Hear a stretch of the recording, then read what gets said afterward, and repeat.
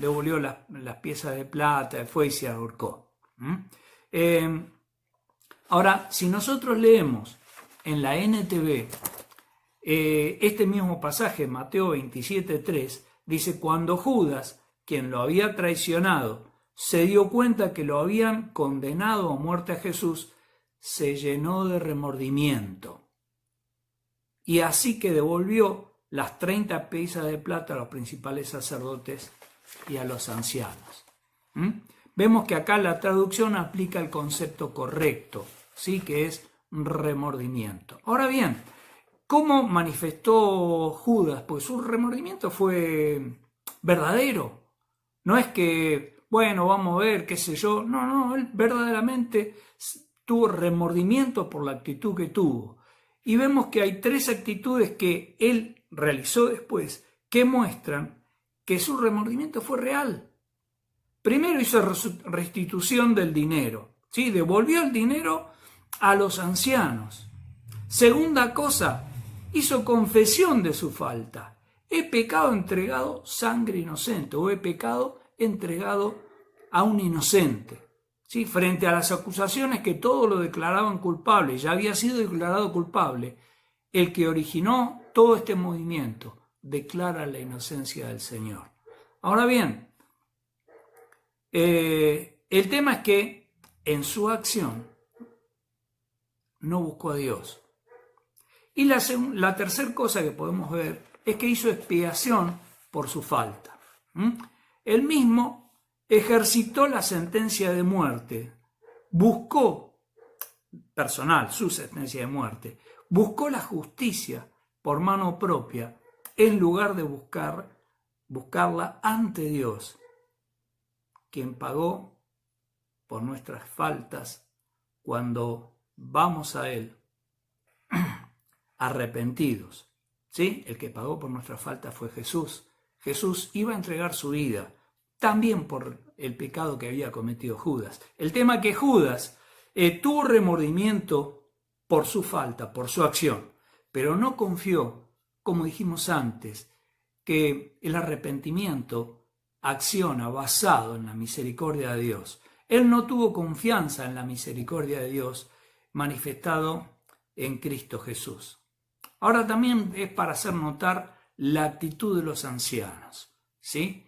Que una vez que Judas entregó el dinero, le fue a llevar a ellos su problema, ellos ya habían conseguido su cometido. Y le dijeron: ese no es nuestro problema, es tu problema.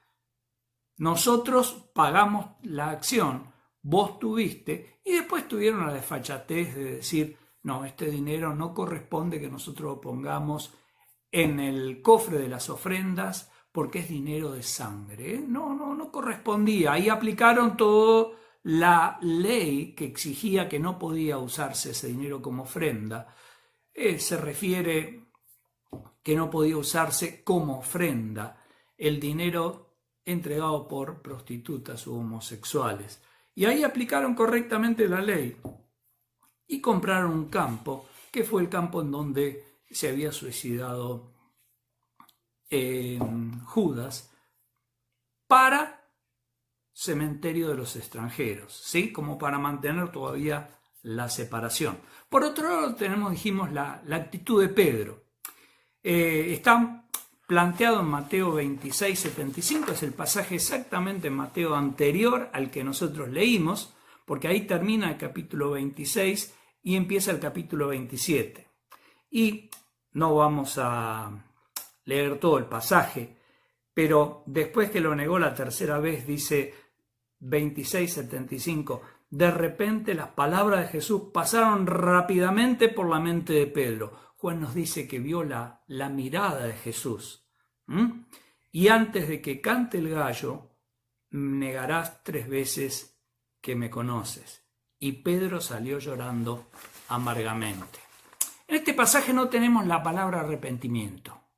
La realidad es que no está planteado el arrepentimiento en forma literal, pero la realidad es que Pedro demostró su arrepentimiento en forma práctica, ¿sí?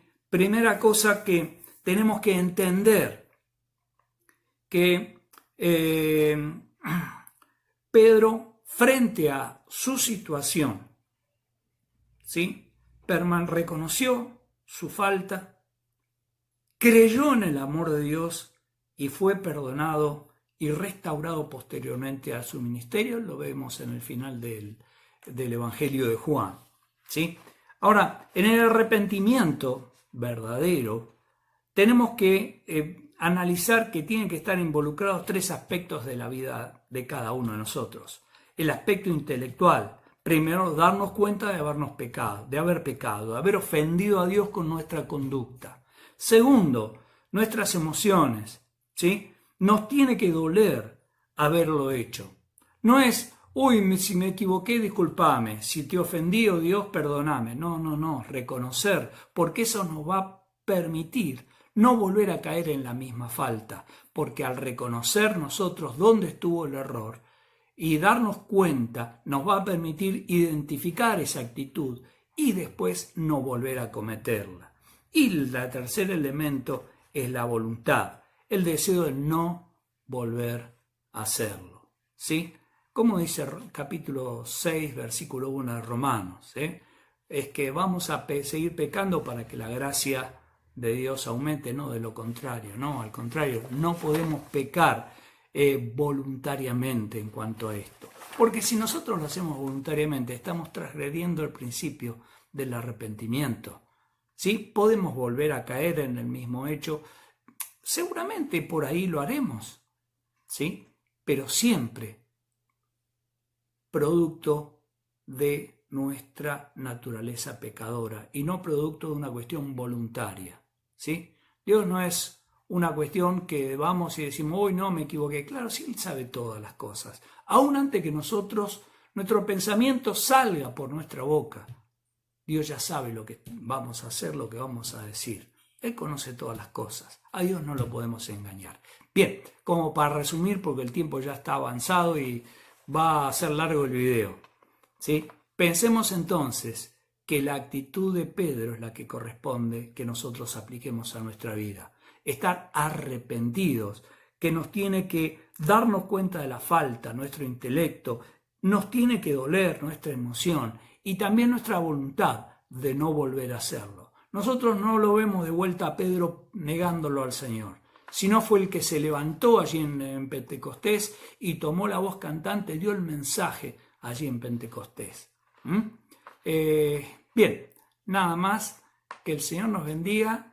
Y bueno, estamos expectantes a la reunión de Santa Cena que estaremos viendo el domingo. Nada más, muchas bendiciones y buenas noches.